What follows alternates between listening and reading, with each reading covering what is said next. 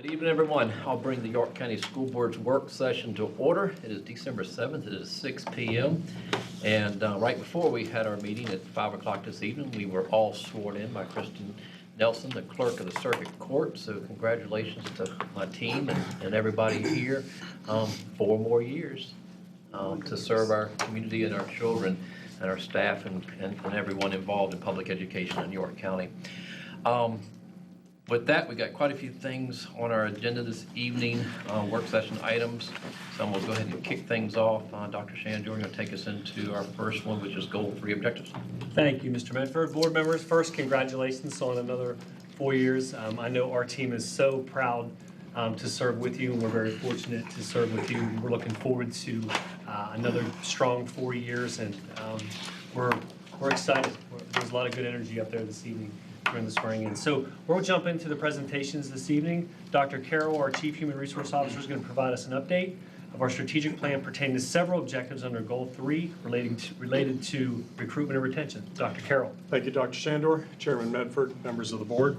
Tonight I'll be sharing with you excuse me, a status update on components of Goal 3 of the division's strategic plan for recruitment and retention, which is to recruit, hire, retain, and support a diverse staff that meets our highest standards. The report will be brief, but the information within is vital to the health of our organization and the education of the students within our charge. We begin by looking at diversity statistics. This chart depicts the percentage of minority employees hired within 3 position categories over the last 5 years, working from left to right. The percentage of our latest cohort of new hires has ranged the last 5 years from 7.1% to 19.5%.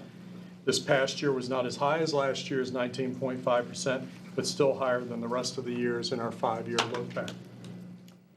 Our total licensed staff stayed level at 12.9%, and our administrative percentage continues to grow, reaching exactly a third of the staff at 33.3%. For comparison purposes, I've added a demographic comparator listing the minority status of our students. Our minority student body is at 37.3%, so our administrative ranks almost match that level, but our total licensed staff still experiences a gap.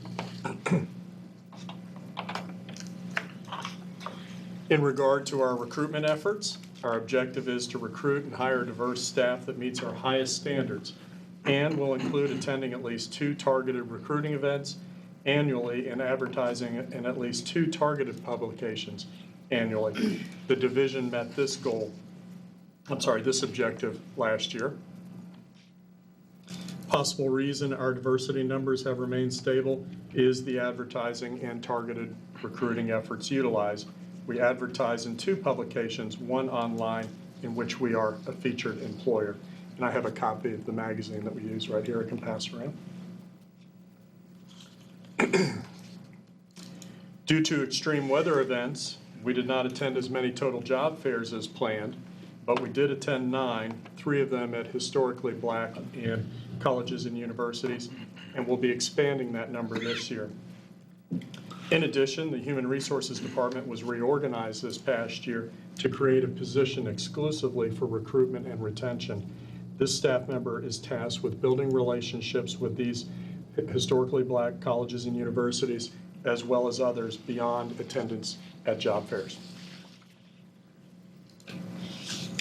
Next in the report is staff compensation.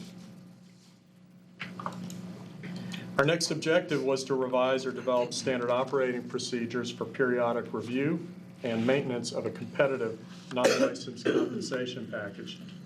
Those SOPs were completed on time in 2013, and reviews and adjustments were completed annually on all 3 groups of non-licensed staff. This fiscal year, we begin a second round of reviews spread over 4 years instead of 3. Those reviews are being conducted now on the first group, and adjustments will be submitted for the FY17 budget. Finally, in regards to employee retention, our last objective tonight regards performing exit interviews and using the resulting information for continuous improvement. This year, we did not meet our goal of a 60% response rate on exit surveys, despite the fact that the same processes and incentives were in place as in the past. According to the surveys received, though, retirement and relocation remain the two largest reasons employees leave the division. There were some changes in both classes. But behind retirement and relocation for non-licensed personnel, family obligation remains the third reason, but employment outside the division dropped into a tie with three other reasons.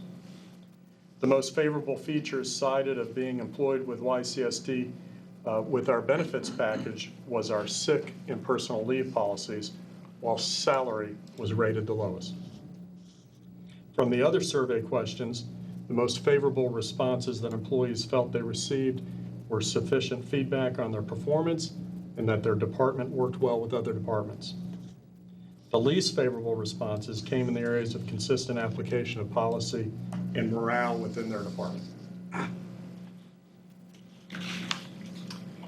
In the license group, we had an uptick in employees leaving for equivalent positions. Elsewhere in the state, while the number of family obligations fell, causing a reversal in their rankings. This too was after retirement and relocation. 7 of the 11 licensed personnel listing leaving for an equivalent position also listed an additional reason or reasons. Of those, judging by their comments, 4 were positive about their YCSD experience, while 3 were not. The benefit deemed most favorable by this group was the sick leave policy, and least favorable was salary.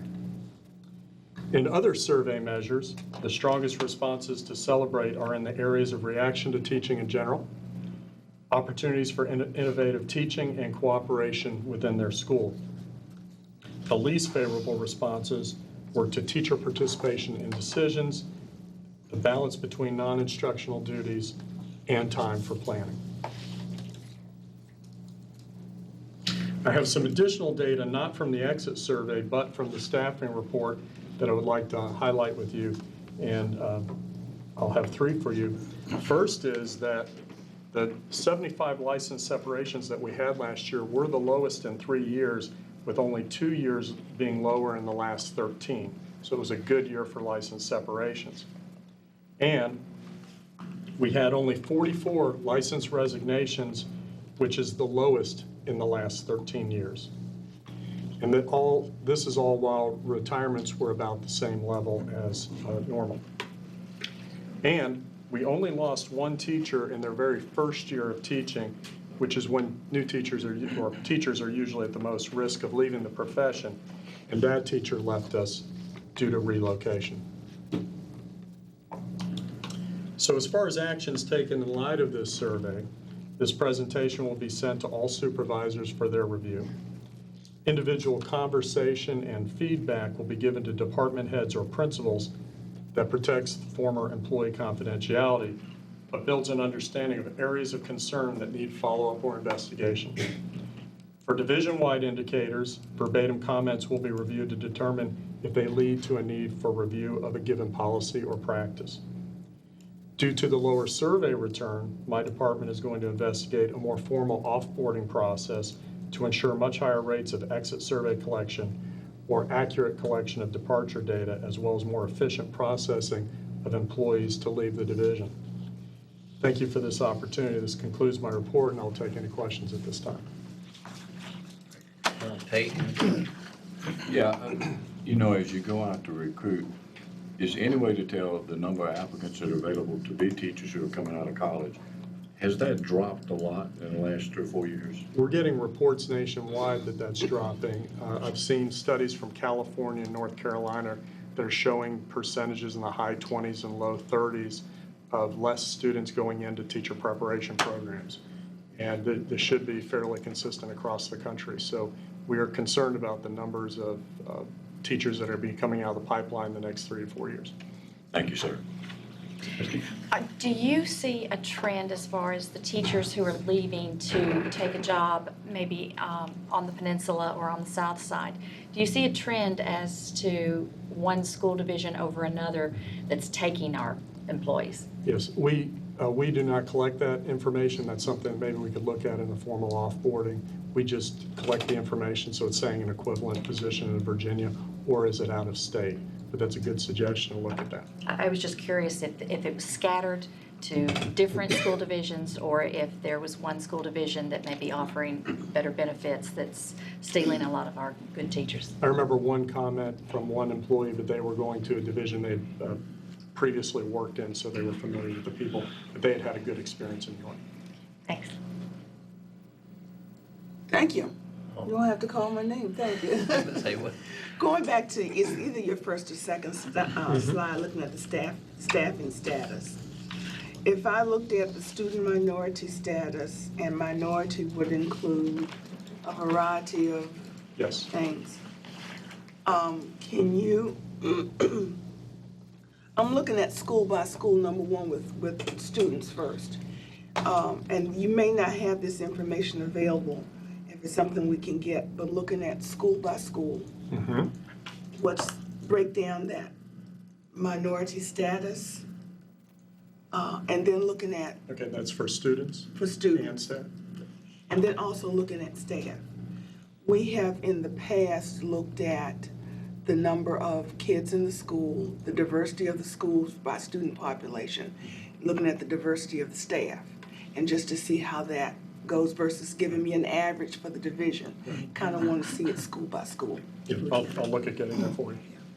And the other thing, you mentioned the new teachers. We had a new teacher mentorship program, and also with the minority mentorship program. Do we still tag a teacher that's new with a seasoned teacher to kind of, so we won't lose that person in the first 3 years? That's right. Out of college? Right, we still have that program. In fact, I attended a training last week attached to that program. We're putting emphasis on that.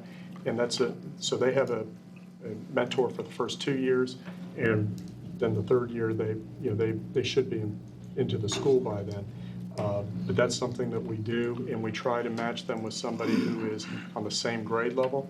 If it's elementary, we try to get them in the same content area and grade level if possible at secondary. Okay. And my last question, if I can. We're still looking at, and using the phrase growing our own, oftentimes looking at our teachers who have potential to be administrators and assistant principals who have the potential to be principals. We are preparing our staff who wants to move upward to.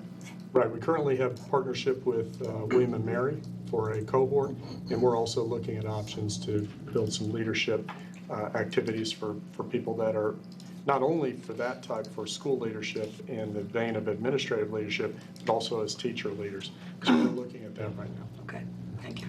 We also build with teacher, when you think about teacher assistants, we have several teacher assistants who will start with us and then eventually become teachers. In fact, Great. we had 3 last year that did that. Okay, that's great.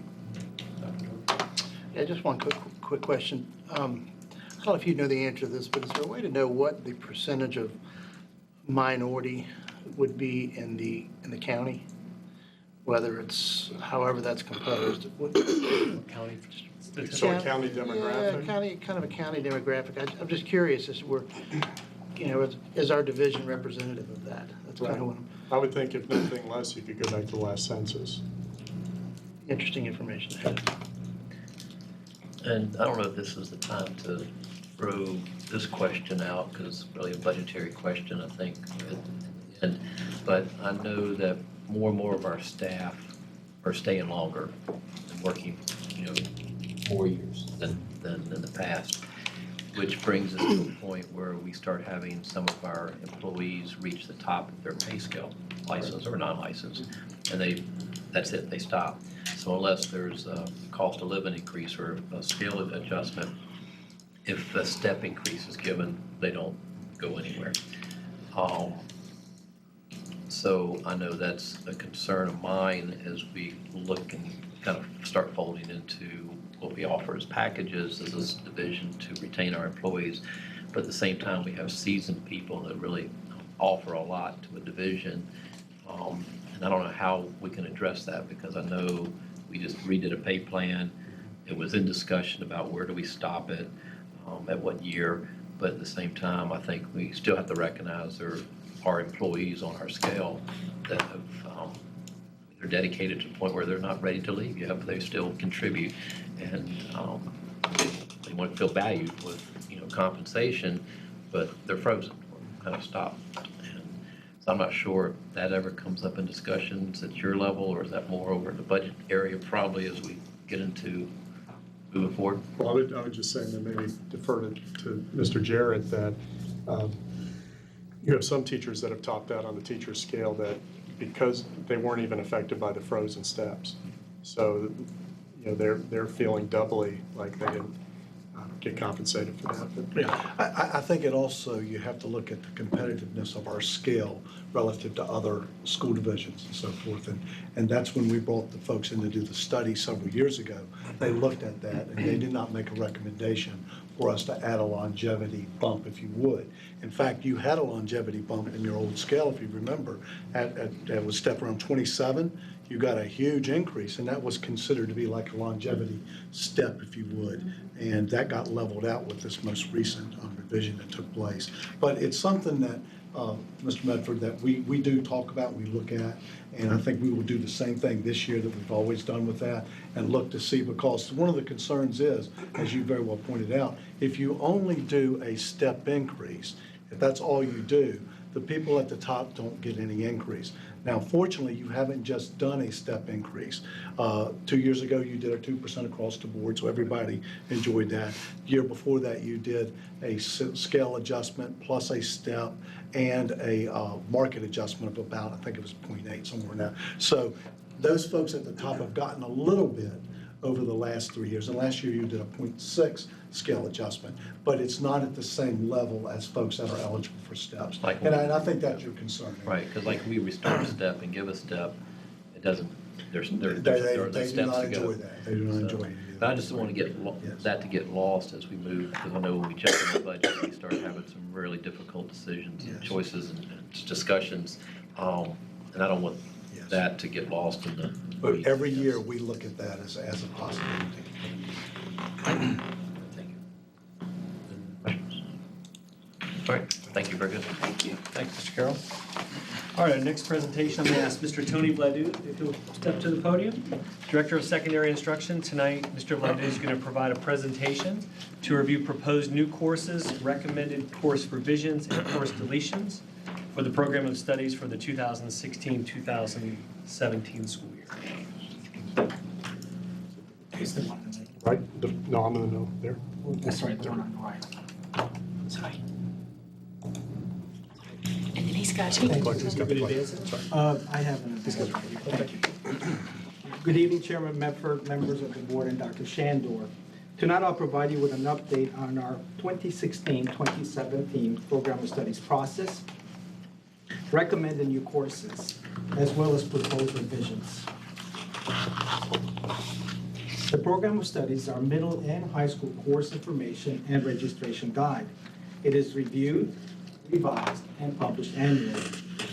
We solicit recommendations from secondary school instructional staff and a committee consisting of secondary school principals, school counseling directors, instructional specialists, instructional directors, and the IB and SOA coordinators.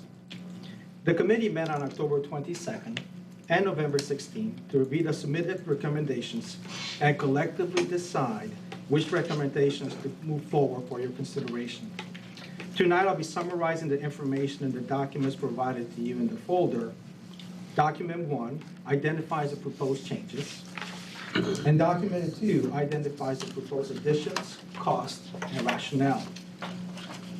As a reminder, starting this school year, our program of studies will be translated into 4 other languages. At this time, I would like to take a look at the proposed new courses. This year, there are 3 new courses that are being recommended to the 2016-2017 program of studies. Before I move on with the presentation on the proposed new courses, it is important to note that staffing at the secondary level is formula-based, and as such, there are no additional staffing requests. Existing budgets will support the cost of materials, curriculum writing, and training. You will notice in document 2 that the cost of materials and training varies. The cost of curriculum writing is a standard rate of $750 for a full-year course and $375 for a half-year course for the courses that will be revised. All the courses recommended for this school year are cost neutral. For instance, the textbooks are already available and the cost of materials and consumables are already included in existing budgets. At this time, I want to draw your attention to document 1, page 1. Our first new course recommendation tonight is the addition of Advanced Placement Physics 2. This introductory college-level course will provide students who already have completed AP Physics 1 with the opportunity to conduct inquiry-based investigations with particular attention to hands-on laboratory work. During last year's Program of Studies update, we have added IB Chemistry HL Grade 11, or higher level. This year, we are recommending the addition of IB Chemistry HL Grade 12 to complete this 2-year course sequence. I would like to now draw your attention to page 2. As you are aware, New Horizons Governor School for Science and Technology new course additions are also included into our program of studies on an annual basis. Just this fall, New Horizons approved to pilot a differential calculus course.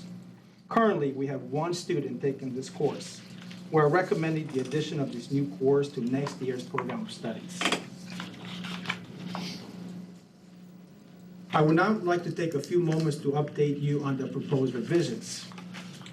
First, we have updated the English course descriptions at the secondary level to more accurately describe curriculum changes, as well as the summer reading assignments resulting from the implementation of the secondary literacy model.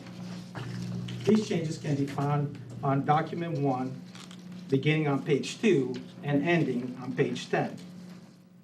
As presented at the November work session, based on feedback from students, educational technology facilitators, guidance directors, and members of the Program of Studies Committee, the Student Technology Leadership Core course will focus on the informational technology aspect of the course. This is a course that is modeled on the Career Mentorship Program, and students may be required to travel off-site for the delivery of this course. This revision can be found on page 10 of document 1. Beginning on page 10 and continuing on page 11, you'll notice that the committee is also proposing for the Theory of Knowledge course, a major component of the IB program, to be taught only during the 12th grade. Under this proposed revision, students would take IB Geography during the 11th grade. Both of these proposed revisions reflect current practices within the IB program. Also relating to the IB program, the committee is recommending that IB Mathematics SL, or standard level, is taught during the 11th grade.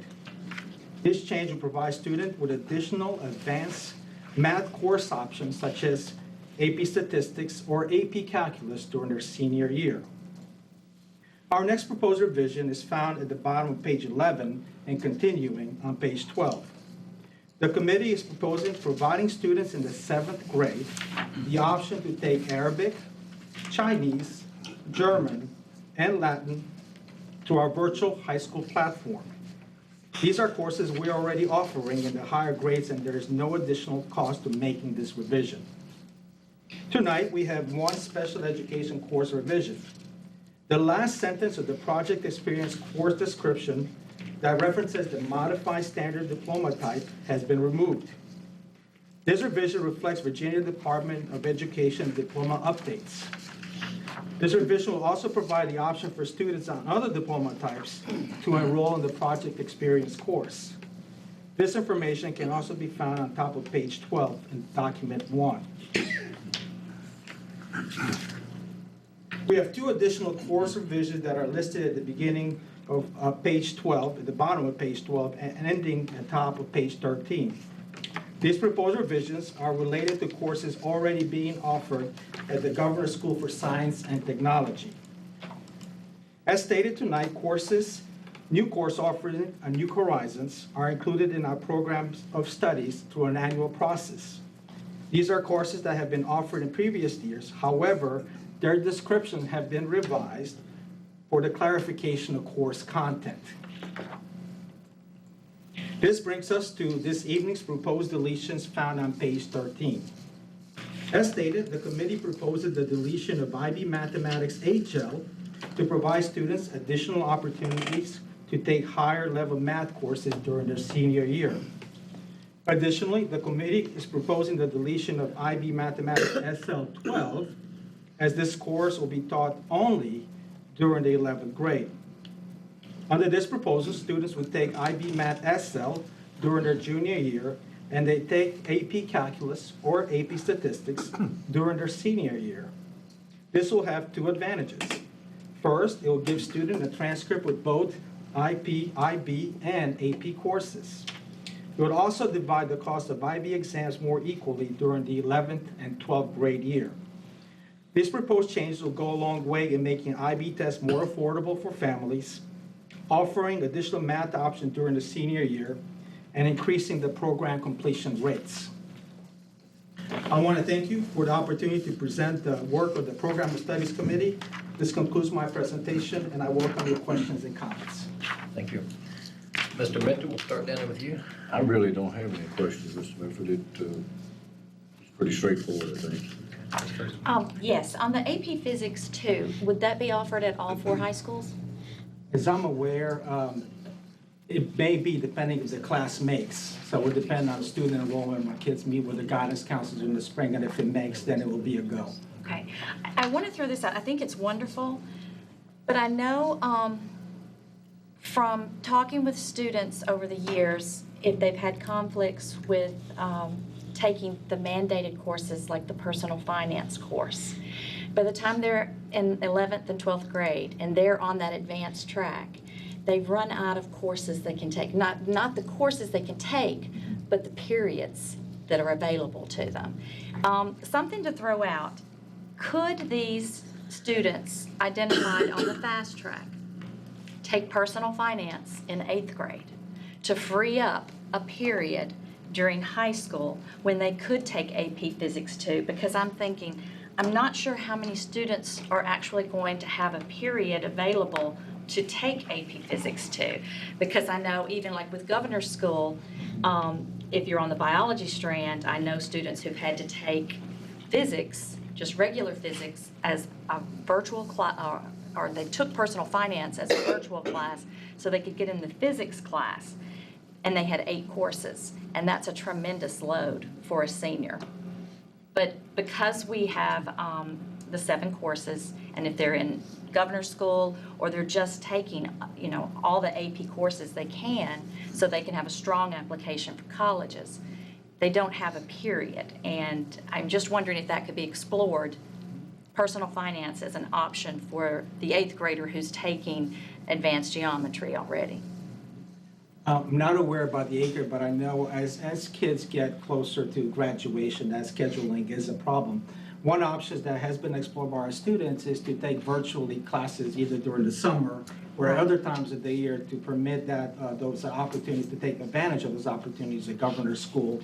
So a lot of folks are looking at that very, very early, and we encourage folks to start planning their course of studies very early, 8th, 9th grade, and start looking at when can I take these courses, particularly take advantage of virtual high school, so they could take the courses that they want. But I'm not sure about the 8th grade being an option right now. One thing the parents then say is it costs, $600 to take that course over the summer. And if they don't have $600, then that penalizes their child.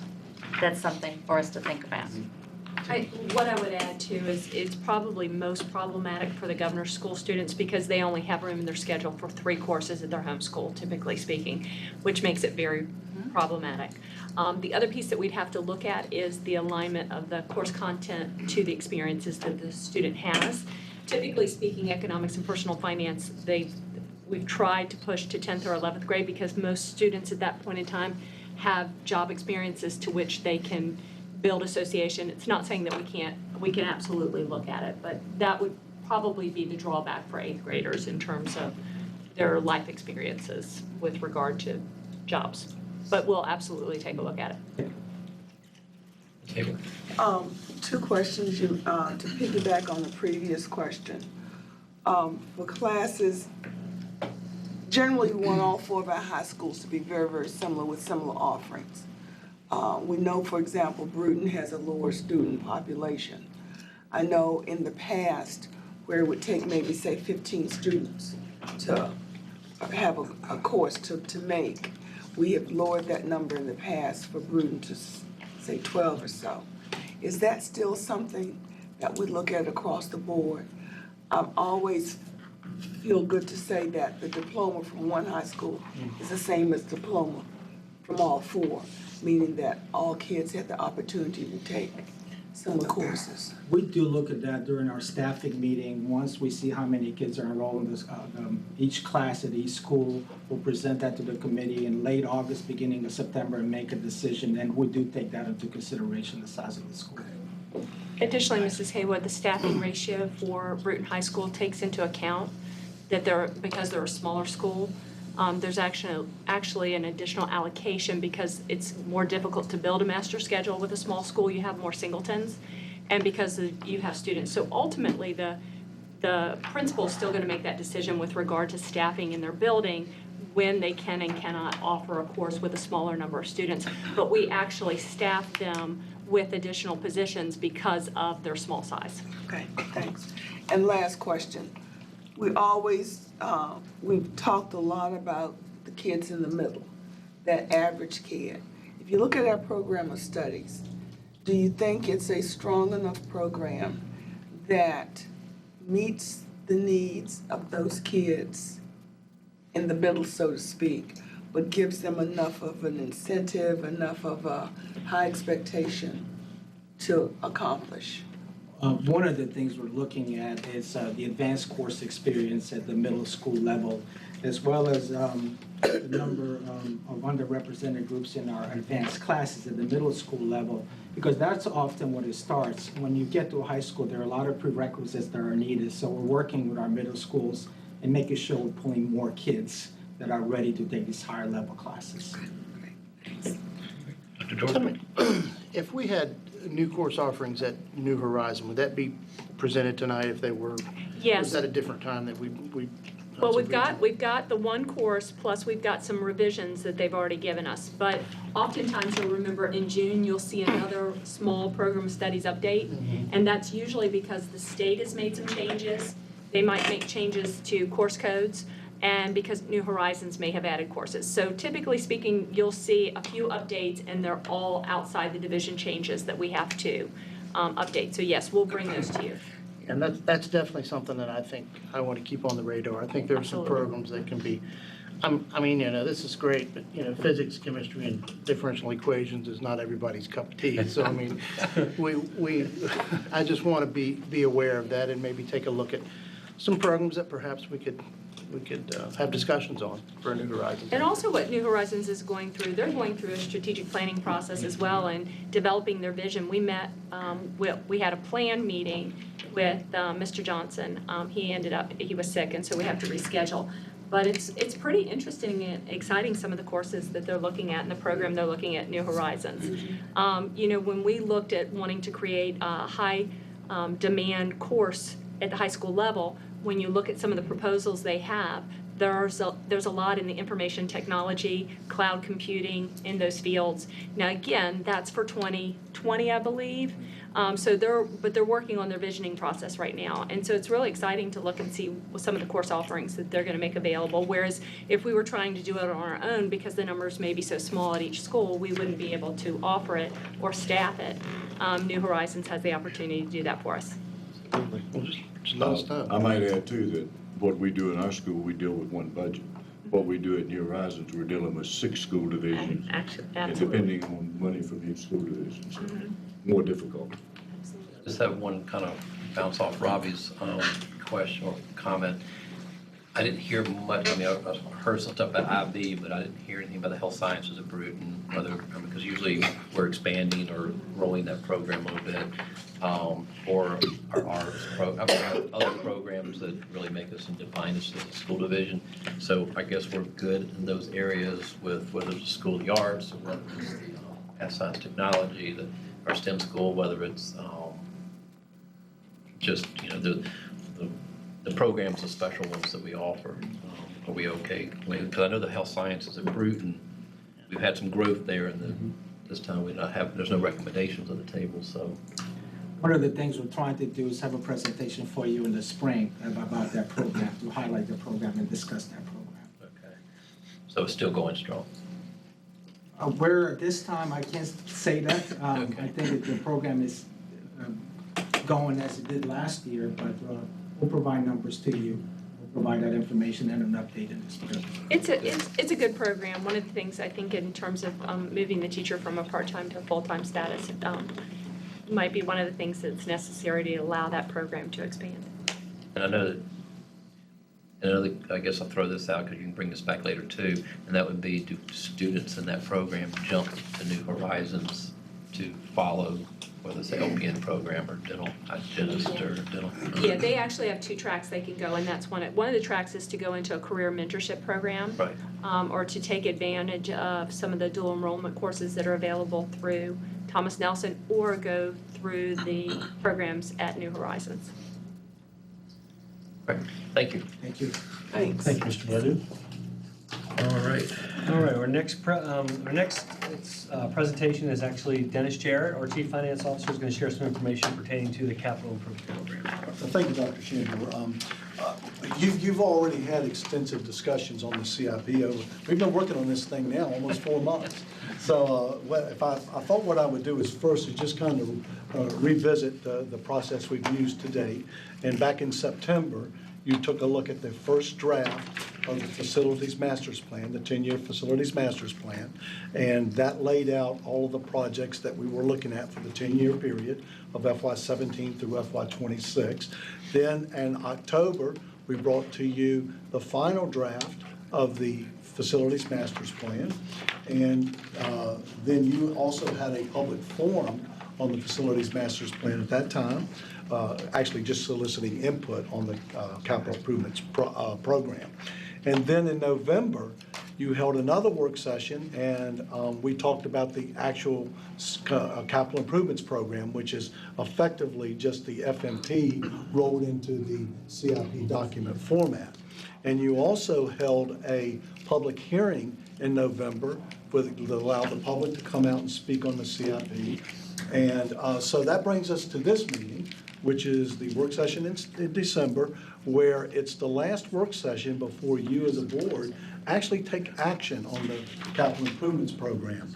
And when you take action at the meeting this month, which is on December the 14th, you will, when you approve the CIP, what happens at that point is it gets sent over to the Board of Supervisors, and then they fold that into their total budget process. And just as a reminder, the supervisors, when they do that, they really only appropriate the first year of the capital improvements program at whatever level they deem appropriate. And then all of the other years are simply just planning years that get, either put into their CIP as a planning tool, or it's not included. It's up to them to decide how they decide to do that. But so we've had very extensive discussions about the CIP over the last 3 to 4 months. And so what we thought we would do tonight is open it up for discussion. I would like to point out that probably the one project that has gotten the most discussion over the last several months has been a new school. And I just want to say that new school is still on track. It's on schedule.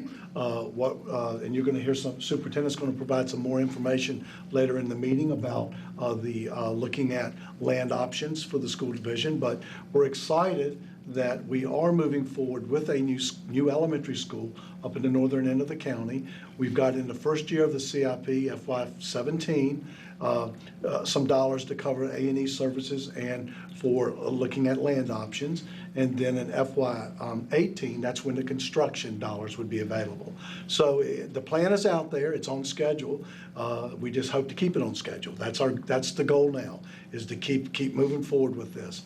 And so if there's any other project anyone would like to speak about or ask questions on, we'd be more than happy to try to respond to those.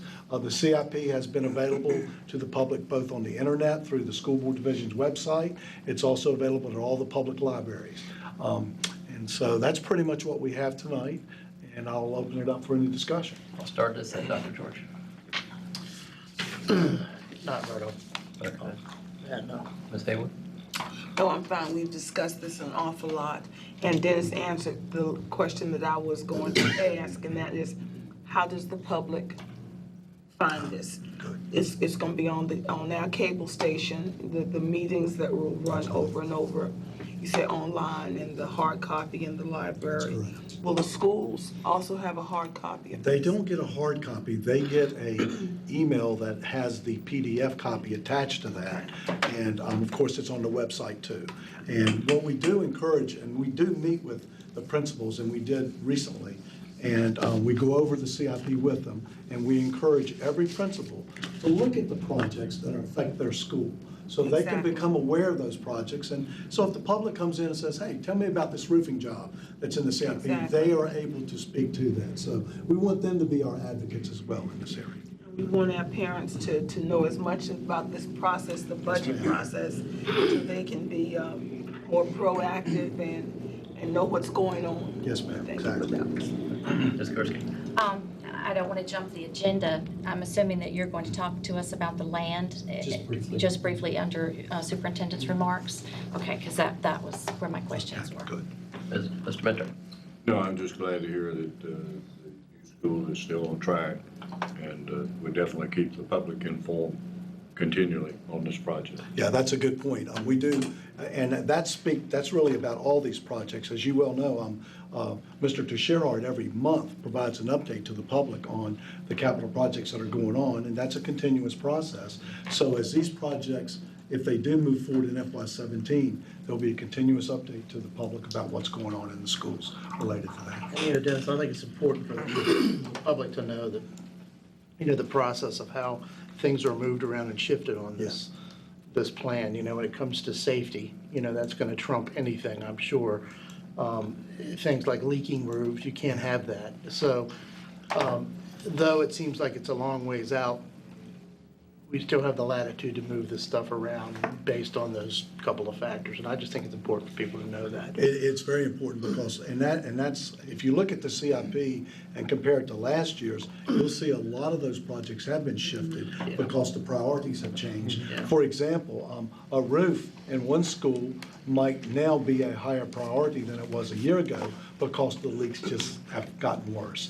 And we've got to do something, and rather than just throw good money after bad and try to repair these things, it gets to a point where you just have to go in and do a complete overhaul on the roof. Now, I don't have the other document in front of me, but nothing has changed since Nothing has last changed. month. Yes, no, Okay. ma'am. It's exactly the same. Two things. One is reference to the temporary modular. Yes. Line item has been budgeted and increased for FY17. I know some of the questions asked in the community is, will the dollars when they become available, does that leave us enough time to get them operational and open on the sites, Magruder Elementary School and Yorktown Elementary School? So even though the dollars become available July 1 of 16 for the FY17 budget, there's work can be done ahead of time. Definitely. As with all these projects, even though the appropriation may not be available to July 1, we try to move forward on the procurement process in advance of that. Now, you can't issue the purchase order and sign the contracts, but you can do the procurement process in advance. So when July 1 rolls around, you can sign it and the contractor can get right to work at that point. And the modulars are going to create a particular challenge for us as we look at this. And Mr. Dolak is meeting with county staff very soon, in fact, I think it's this week, to talk about that process. Tomorrow. So he's going to be talking about that very process and to see what they can do to assist us in the codes and compliance area so that this thing can move along at as fast a rate as we can get. Yeah, because I think that especially if they require certain things, it'd be nice to know that ahead of time so they can be factored in to the movement. Now, the next comment I want to make is just in general that we had a great turnout at our forum, the public hearing on our CIP, and families and parents, got up and spoke about some of the challenges with the growth in the two districts, mainly District 3 and District 1, and the Magruder and Yorktown Elementary Schools. So next week, we're slated to approve this and send it over to our counterparts with the Board of Supervisors. So I would encourage the folks that spoke at our board meeting to do the same when the county has their public hearings on the CIP in general, because ours will be folded into theirs. So we'll be looking for support from that side. And I know you've had multiple conversations with the county administrator on this, so they understand our need and our concerns, and they've heard people speak. So, but I would encourage people to do the same thing. All right. Can I add one more thing? Yes, Carl, can absolutely. you share, or Dr. James, I'm sorry, can you share what the modulars will look like? I know we've talked about this publicly before, but explaining that it's not your typical. Yes, Dr. Shandor. What we're looking at would be an enclosure or a modular unit that will have 5 to 6 classrooms plus restrooms. It'll look like a typical building. There'll be a hallway in the center with classrooms on both sides of each corridor with male and female restrooms enclosed within that structure. That's what we are looking at, and Mr. Dolak's going to start to work with county staff tomorrow on the approval process. We've looked at some floor plans from several vendors, and we're trying to make some decisions as early as we can about the modular and what the requirements are going to be from the county for us to place that module on the sites at Yorktown Elementary and at Magruder to kind of shorten the timeline it takes to go through the permit approval process. So that'll start tomorrow. Well, I know, piggyback on, I know at the last meeting, there were, parents that spoke and were concerned about the conditions of, some of the modulars that we have out there now and what might be coming and all. Is there anything you could add that might kind of diminish some of their concerns about the condition of those? And obviously, safety is always an issue. I don't want to put you on the spot, because I know this is not a prepared comment, I know that, but I just didn't know if there's something just with relationship to that would maybe really help to. That's because during this past summer, we replaced carpet in those modulars. We painted the interior and exterior. We have one to go, and that's the one at Magruder, that we still need to replace the carpet because of all of the work that went on this summer. Equipment from the school was stored within that modular. So we had to wait until winter break till we get some time to take everything out and then replace the carpet in that one. And then we would have completed the full scale of all the modules that we own to replace the carpet, place the exterior, paint the interior, and also put awning on the outside of the doors when you walk in to kind of deal with some of the inclement weather issues. So we're working on that, and with any modular, if we have any concerns, our occupational safety and health specialists will go in and actually test the environment in the trailers and have those tests analyzed to make sure that we have the appropriate condition in each one of those modulars. So that's an ongoing process. And I hear you say carpet. Do they make these things with the tile flooring? Yes, they did. Can we get rid of carpet? We can. I remember years ago that movement of just get rid of carpet. Remember Tab Elementary? Get rid of Yes. the carpet. Get rid of the carpets. And y'all finally have gotten rid of every carpet in the county. Majority of our schools, as Mr. Murphy reminds us, we had carpet in the majority of our classrooms. Gosh, get But rid now of you find it in the office spaces, but not in the classrooms. So that's also one of the recommendations is to replace it with tile as much as we can. Good. All right, well, the only other question I would say is that, especially at some sites where we may have this there for, 2 or 3 years, until the new elementary school opens its doors, to look at the site, do we need to put a fence up around of the unit itself or create, things y'all already thought about, but it's just things out here in the community, as they talk, it's being discussed. I mean, the concerns parents bring up, they get discussed, they get lots of conversations among our staff, as they move forward with, once everything's in place to secure and make sure that safety is number one. Mr. Mitchell? Yeah, I was wondering if I could direct to you, Dr. James. Question, the modulars that you were looking at, it has the hall and the male and female restrooms. A lot of times when we go to these modular companies, they have put these out to other sites and only used them for a year or two and bring up. Would we be looking at brand new ones, or would we be looking at some that have been used in other places? Well, we look at both, Okay. try to get the best fit for the dollars that we have within the school division. We want one that's going to be wholesome and sound for instruction. Yes, sir. And a lot of this depends on timing. If they have the manufactured one, that takes longer than one that already exists. So we have a number of factors that we have to bring together before we decide on that particular unit and the particular vendor. But we want to be mindful of the timeline and when we want them available. I'm not trying to express concern that the used one would be bad. It's just advantages to sometimes to help speed us up in this situation. But I can tell you, the experience we had at Dare, they were used. but it was totally refurbished. Yeah, great. That's what I was going to ask. Are you looking for something like what we put at Dare Elementary? Exactly. Because that modular was extremely nice. It was. Because it's just sections that they had replaced the tile in there, they had refurbished the interior walls, so it was like it was brand new. It was. Yeah. It looked brand new. Yeah. So whatever we put in place is gonna be to our standards of what the community would expect. Now, we put it into place, we don't want to put anything that's not gonna be desirable for instruction. We know how important that is. Kind of piggybacking on the question about the modular, I think it was at Magruder where the citizens spoke last Yes. month. Has that trailer been tested for mold or anything? Yes, ma'am, it has. Okay. And it's okay? It's okay. Okay, thank you. Well, I know that in the VSBA, in Williamsburg, was passed in November. There was a company that was to do modular operations. And just in conversation, it was interesting to hear him say, and we're talking, timeline of July and such, and he says, well, the entire country wants the month of July and August to have their units delivered. So, but they're prepared, and all companies, for, if they're gonna, we put out an RFP, request for proposal, then they have to be able to meet the timelines. I assume as part of the contract. So. Yes, and we look at several different options for the acquisition of trailers.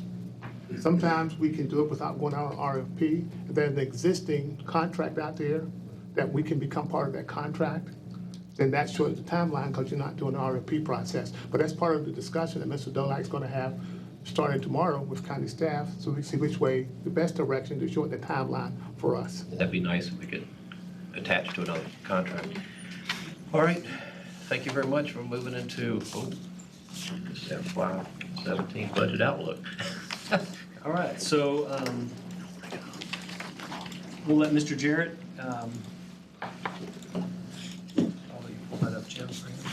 So Dennis Jarrett is now going to provide some information pertaining to the FY17 budget. So take it away, Mr. Jarrett. Okay, thank you, Dr. Shandor. There's a lot of information we're going to go over tonight, and I apologize for that, but it's all important information, and it's all information that I feel like that is going to be basic data that we will use as we start moving forward in the FY17 budget process. What I plan to do is to talk about really where we've been over the last 6 to 7 years. Then I'm going to talk about some of our background information dealing with the state and the federal government.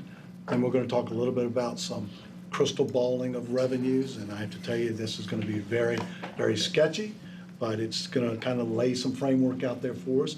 Then we're going to talk a little bit about some expenditure costs of things that I know that are important to this board. And we're going to, and then wrap it up at the end.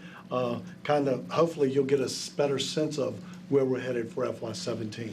It's very early right now. As you well know, we don't really have any revenue estimates at all. So what we're working from right now is just really information that we've gathered from either public sources like the newspapers or information that we have dealing with staff at different levels at the state and federal level. So with that, and I would encourage you to please ask questions as we go.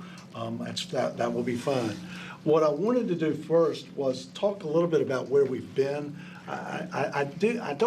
We've done this for the last several years, and I still think it's important that we continue to talk about the struggles that this organization has had over the last 5 to 6 years.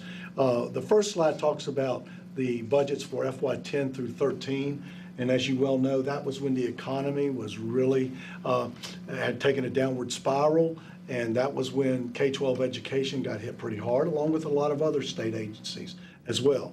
Although we're not a state agency, over 50% of our budget comes from the state. So it's important to us what happens at the state level because that flows down to our budgets. And over that 4-year period, we had a reduction of state revenue, if you include the VRS increased costs that were taking place, of about 18% or almost $12 million.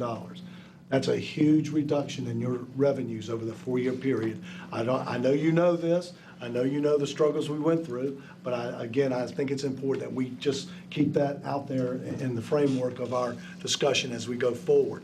The budget had been reduced over that period by $6.5 million.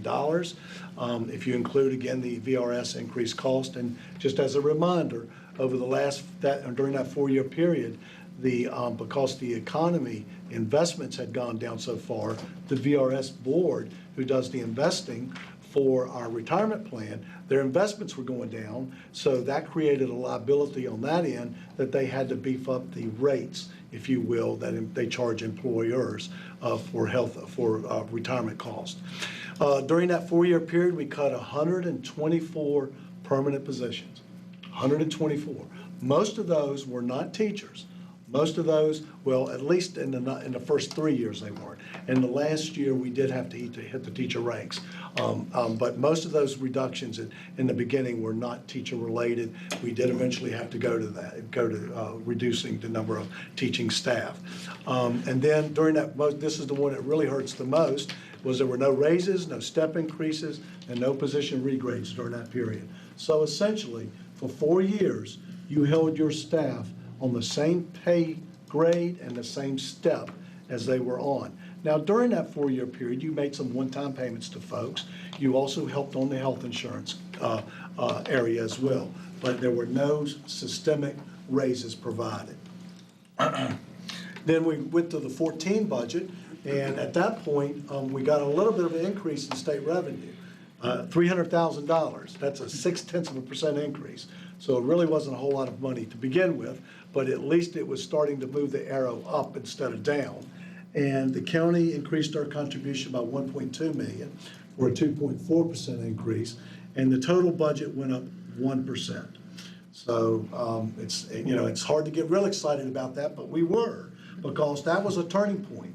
We actually were moving up at that point, and we were making some progress, even though it wasn't at the level we wanted to make.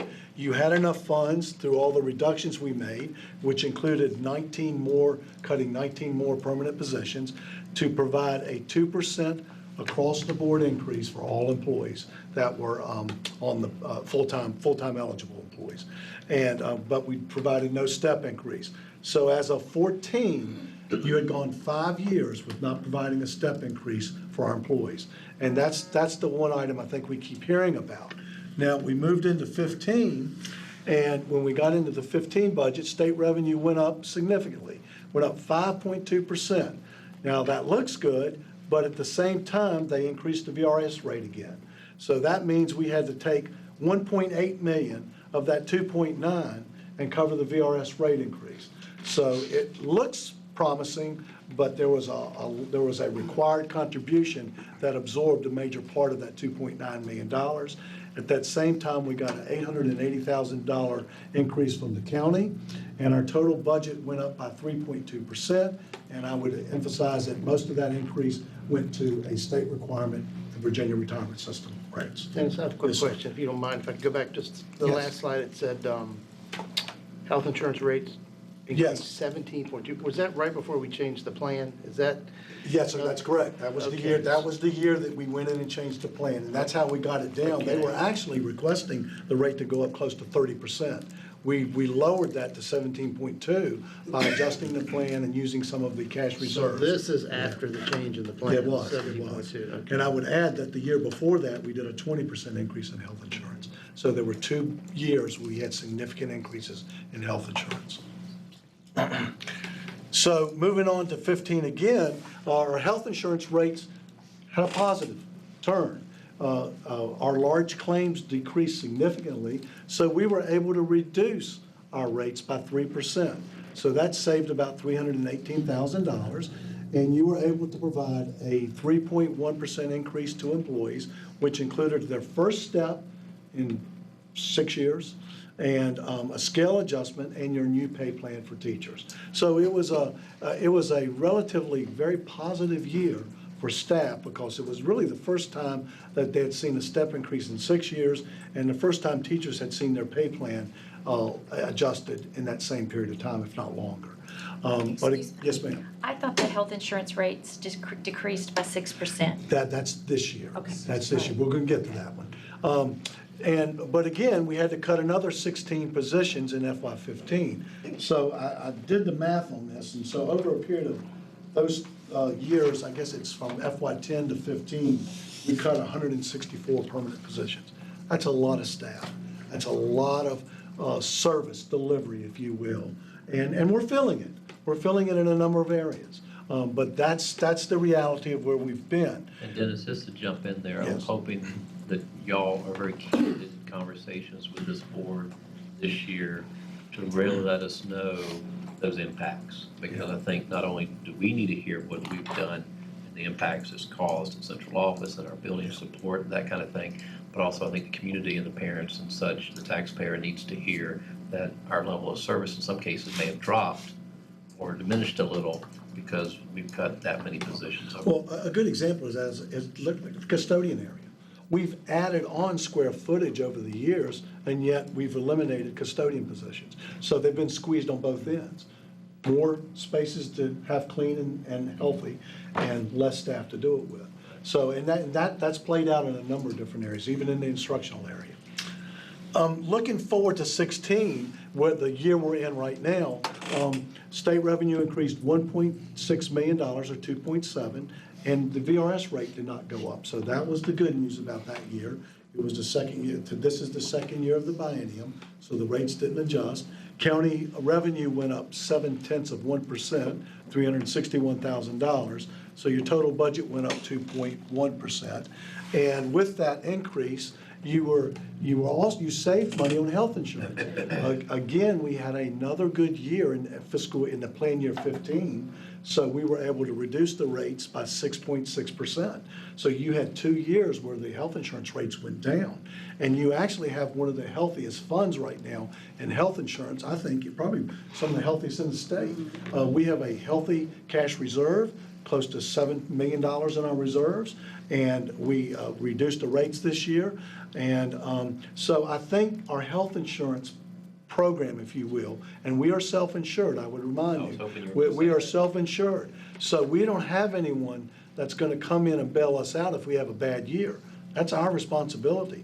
If we have a bad year, we better have the cash on hand to cover it, or we're going to have to raise rates during the year to cover those. But our health insurance fund is very, very strong right now. And this year we provided a 3.14% increase to all staff. That included a step, and for the first time in 7 years, a restored step. So we had 5 steps that employees had missed, so you restored one of those. So if you continue along this continuum, then you could be looking at, in the next X number of years, trying to restore those other 4 steps, if that's the route you choose to go.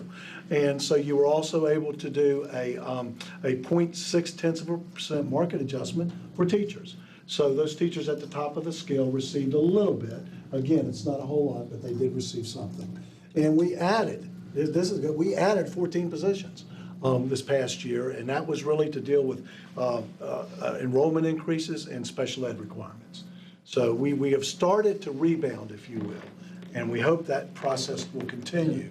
And it's just on for the public watching on the health insurance. I'm sure they know this. Most of them participate in some health care package in their employment, but our employees pay their contribution that goes into the pool. We're self-funded in the pool, and then of course we're making our contribution to the health care pool of money. And so that's how the cash reserves are. That's correct. Built on that. So, but when someone makes a claim, even though Anthem may be the company that's managing our healthcare plan, the monies that are paid out come from that pool that's funded by both us and the employee. That's correct. And the reason the fund is in such strong position right now is we had those 2 years of a 20% increase and a 17.2% increase. The actuaries were projecting our large claims to be at a certain level based on historical data. And what happened was we had good years. We got lucky. We didn't have as many large claims. And so with those rates being up like that, that then moved money into the fund. Unfortunately, I'm going to give you some information a little bit later, not in depth tonight, but I don't think that trend's going to continue for us. I think we're going to see some changes in that this upcoming plan year. But we knew that. I mean, you can't ride, we've been very lucky here for the last several years, and I kept saying every year, that can change, folks, and it looks like it is gonna change. I know we were able to help the employee portion in some small bits, but when we changed that plan, the co-pays went up. That's right. Hospital co-pays went up substantially. I mean, a hospital stay of 5 days gonna cost them $1,000 out of pocket. And it's different things that we've had to make Prescriptions. adjustments for prescription copays. So our employee felt the impact of their, not take-home pay, but what came out of their budget That's right. for healthcare costs on their own beyond the contribution they make. Exactly right, exactly right. I mean, that's how you kept the rates down. Our actuary at Anthem was recommending 1 year, a 30% increase in the rates. And, we couldn't, that wasn't conscionable. We couldn't do that. And so we looked at the plan and adjusted the plans. And you're right, all that does when you do that is you shift the responsibility from the employer to the employee to lower the employer's cost. And we've come down almost 10%, looks like 3% 1 year and 6.6, and. That's right. Health insurance 10% as We- opposed to an increase in 30. And this was, during this period, including this year, other plans were going up 10 to 15%. Ours went down 6.6. So, again, we've had some fortunate years, let's say. And a lot of this is just that. It's just a matter as being, because we're self-insured, you can have a year where you don't have that many large claims. When I speak of large claims, I'm talking about a claim that's generally over $300,000 that we, excuse me, we have insurance that covers us for up to $300,000. Anything above that, our insurance is responsible for. But anything below that, we have to cover. Recently, we've had some pretty large claims under $300,000 that we have to pay for. But that's when you're self-insured, you have to understand that. That's why that cash reserve is so important to us.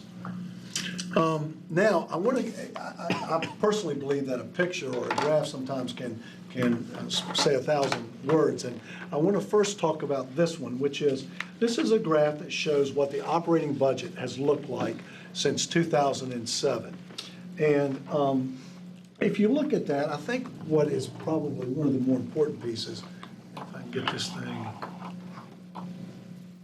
well, anyway, if you look at, wrong line, here we go, there we go. If you look at FY09, we was at, that was really the peak year for the school division. That was before the economy started going down, because that budget was actually created at the end of FY08.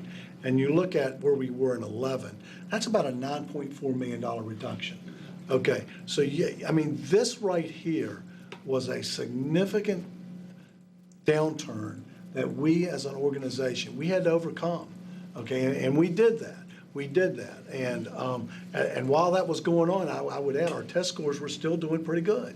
We were still having a very productive academic program in the division. And then it looks real positive here, because as you look at that, you say, well, okay, now we've been working out of this thing from 11 to 12, or to 11 to 16, it's up to $129 million. Well, I want to show you this next slide, which will put that in perspective for you. Now, there's a lot of lines on this, but I want to try to boil it down for you pretty easy. If you look at this green line is the same as that blue line you were just looking at. That is the budgets, just based on bottom line, what they were looking like for that time period. And the gold line is what the budget would look like if you were to take out of that year the VRS increase or the health insurance increase. If you took both of those out, that's what the budget would look like. But the red line is the one that really tells the story here. Because if you look at 2009 and use that as the base year, now these numbers are not adjusted for inflation at all. And you compare, if you take all of our budgets from 2009 to 2016 and said, okay, let's back out all of the VRS cost increases we've had, all the health insurance increases we've had, and add in all the reductions we've had. So let's make that the positive. What it shows is our budget would, if we were to take all that out, our budget really would be at $111 million. That's how, so technically, if you think about it, I think of VRS as overhead. I mean, we are under a state requirement to pay those rates. You have no choice in that matter. So when they raise those rates, you have to do that. You have to work it into your budget document. So the important part of this whole thing is that if you look at that, we are spending less than we were spending in 2007. And that's not even adjusted for inflation. And that's been the struggle. That slide right there, I think, really tells the whole story of where this organization has been over the last 6 to 7 years.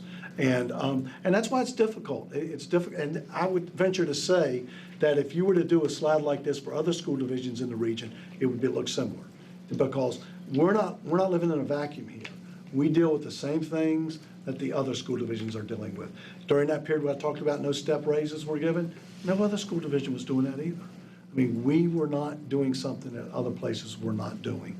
And this has just been the function of the reality of the economy and the reality of the priorities at the General Assembly. Okay, so moving on, looking at the state revenue component. So if you look at this slide again, and you look at the increases in the budget, that green line, if you will. Now look at the state revenue during that period. It didn't shoot up at the same level as our budget was going up.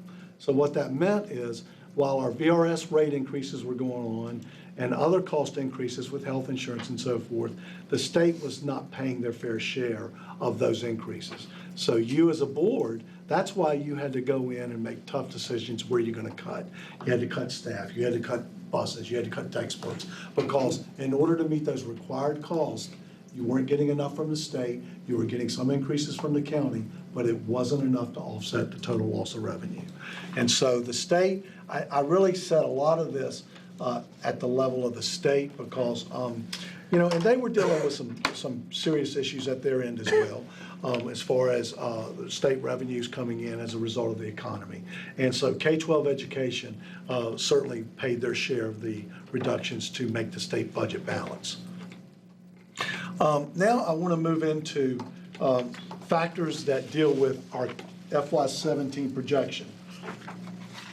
And if you look at our budget enrollment this year, it's at 12,670 students.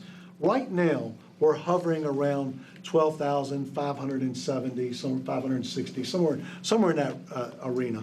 And so we're about 100 and some students below our budget projection this year. But that's okay. We have not hired all the staff that we had budgeted for. So we've got offsets in the budget to cover that reduction and the number of students. Because remember, we base our revenue from the state based on the number of students we have. It's called March ADM. And it's March based on the total number of average daily membership students we have. That's how we get paid. And so if the enrollment is less than, we're not going to get all the state revenue we projected. And so we got to make plans for that. And we've made plans for it. Now, the projection for FY17 by the County Planning Department is 12,620 students, which is 50 less than the projected amount for this year, which is still going to be a little bit more though than what we are actually at this year. So actually, it's an increase in enrollment, just a budgeted decrease based on the projection for this year.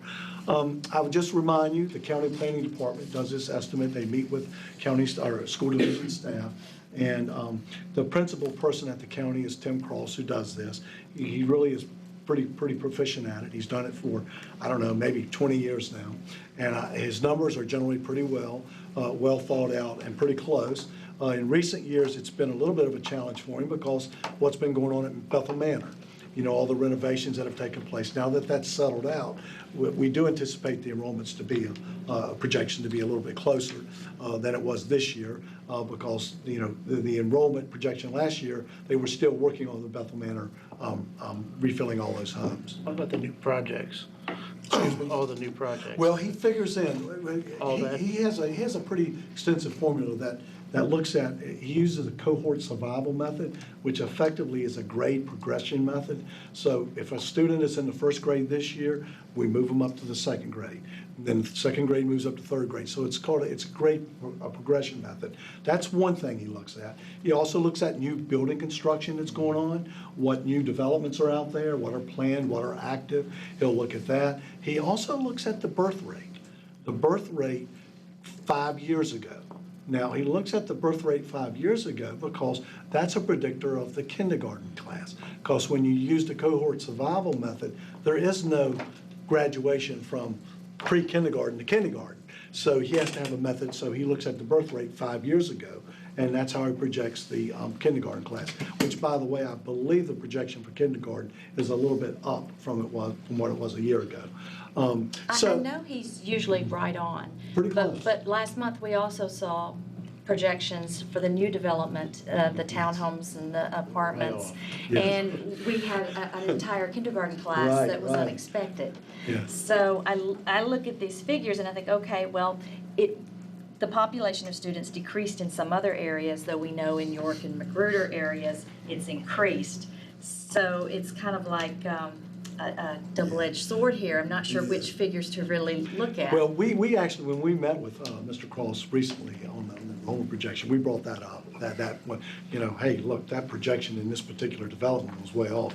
And his comment was that was an anomaly. That's not what the general rule is. And so they're looking at that as an exception to really the rule here. But I mean, it's always a concern. And we've got several projects going on right now that Dr. James and his staff are watching. Commonwealth Green is one of those. We're very concerned about. We want to watch that one to see what the students, the number that comes out of there, because there's a projection and then there's an actual number. And we're looking at that actual number because that's what we have to have a classroom space for. I think what worries me is because I can see the housing market has not caught up Yes. on the peninsula. It's still really low. And the shipyard's laying off, Langley's laying off. So I'm wondering if more families will be moving into these apartments. And so I'm not so sure it's an anomaly. I think we might have a second year. Well, Maybe that- become the new normal. yeah, It could exactly become the right, new exactly normal. right. But I think to be conservative in the projection for budget building is not a bad thing. No, in it's this not. case, In fact, we encourage him to be conservative about it. And, you know, and there's a lot of reasons for that, because remember, when we build the budget on an enrollment number, we're building it on the expenditure side too, not just on the revenue side. So what we did this year was we were watching enrollment. And if we're not making enrollment, we're not going to hire people, because we're not going to fill positions. And that's what we did. We did not fill all the positions because we knew enrollment was not meeting projections. So we have to manage this, because at the end of the day, you cannot spend more money than you bring in. That's state law. State law. You cannot. It has nothing to do with the budget. I'm talking about real revenue, real expenditures. You cannot spend more than you bring in. And so we have to monitor that. We have to manage it. And we do that during the year. So if he comes in with a number and that number doesn't pan out in the beginning, we're making plans to adjust for that. And then it's just, you know, for the public, 100 students in state revenue dollars, would we be reducing our budget how much? About $400,000 in that vicinity. So it does have a huge Yeah. impact on our budget. But now the good news, it's only 50 student reduction here. And so that's a fairly moderate reduction in the number of students. We've seen worse than that in some of the years past. Now, looking at some of the state revenue background information, I'm going to just go through these bullets here. State sales tax is going up slightly. And remember, we are a part of the total state pool for sales tax. So when Northern Virginia's economy is growing, sales tax is growing, we get a share of that. We get a share of that. So that's an important component. The state budget is showing some modest growth here. And we'll talk a little bit more about that later on. This is the first year of the biennium, so it'll be a long session for the General Assembly. That means they go for 60 days. And what that means is your budget process at the state, for the state level, is going to go on a little bit further too. Now, that's when they're scheduled in, 60 days out. Now, as you know, if they go into an extended session, that's off the table. We've had some years when they've gone into June before a budget was passed. But, you know, we have to go with what the best information we have at this point, which is at 60 days. Last year was a good year there. Last year was a very good year. They finished up well, and they finished up on time, very on time. What's interesting this year, and you know, we've talked with you about this already, but there's been a study done by the Joint Legislative Audit Review Commission. That's a group at the state level. It's a bipartisan group, and they've done a study on K-12 funding. And their report recently came out, and I think this is one of the most important findings in the report. It says school divisions spend less to educate each student than a decade ago. Now, we looked at the numbers for York County just a few minutes ago, and you saw that happening here. Okay, that's what's going on statewide. And I think what's important about this is JLARC is coming out telling the General Assembly, these are facts. This isn't somebody spinning data. These are the facts. And I think hopefully that will bear some weight as the General Assembly and as the governor starts working on the K-12 budget for FY17. Again, it's a biennium budget, so it'll be for 17 and 18. Which leads me to that last bullet, will K-12 education funding be a priority? I say that every year.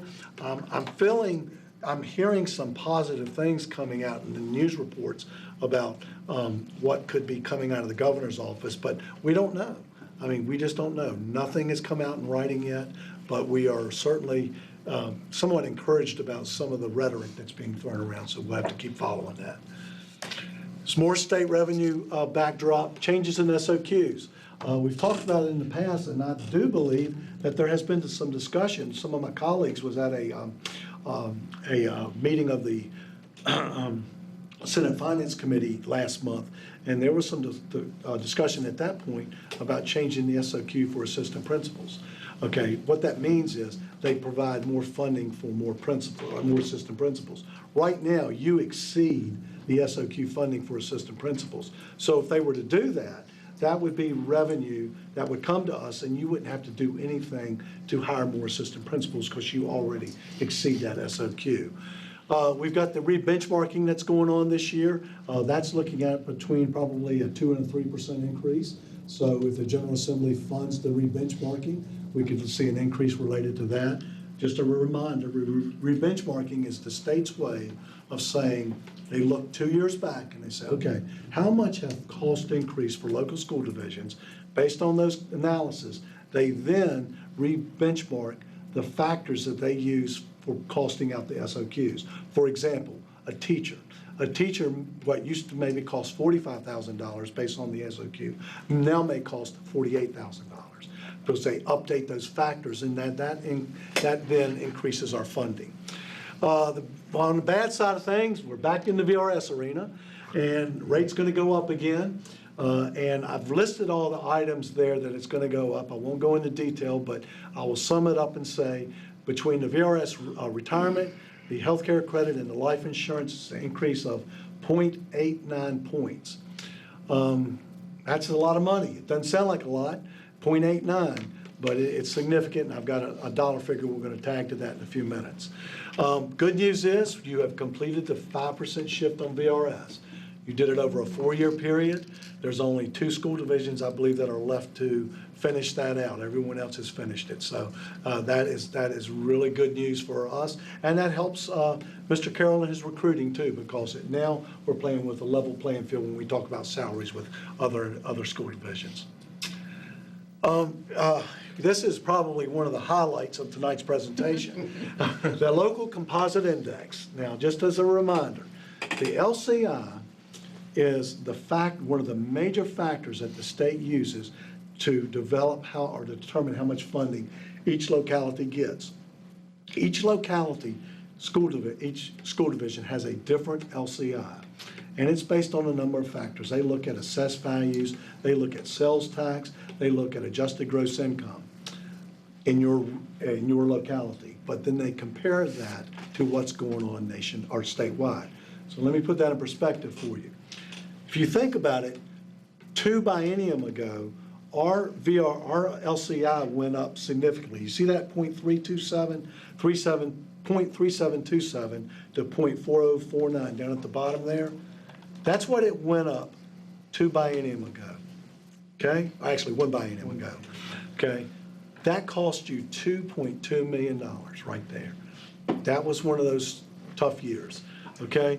Now, this little decrease right here of 1.23 or 0.123 points is going to generate $775,000 for us.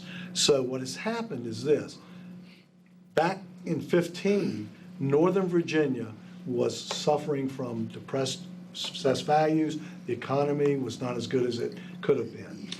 Northern Virginia drives the train on the LCI because there's such a vast component of the wealth in the state. So as they were going down and we were staying where we were, that means that our composite index is going to go up because there's an inverse relationship between the LCI and state revenue. So that's why our revenue went down in that time period, because the LCI went up, state revenue went down. Now what's happening now is, let's use Fairfax as an example. The values of property in Fairfax are obviously, based on this formula, are now going up at a faster rate than the values in York County. Because of that, our composite index will drop because it's relative not only to what's going on in our locality, but what's going on statewide. So if Northern Virginia is in a boom, we're staying pretty much the same, that's great for us. We're living off of that LCI going down. And so that's the good news, and it's kind of taking a turn for the good for us, and that's a positive thing. Is that a definitive number now? Yes, it is. The State Department of Education has released that information.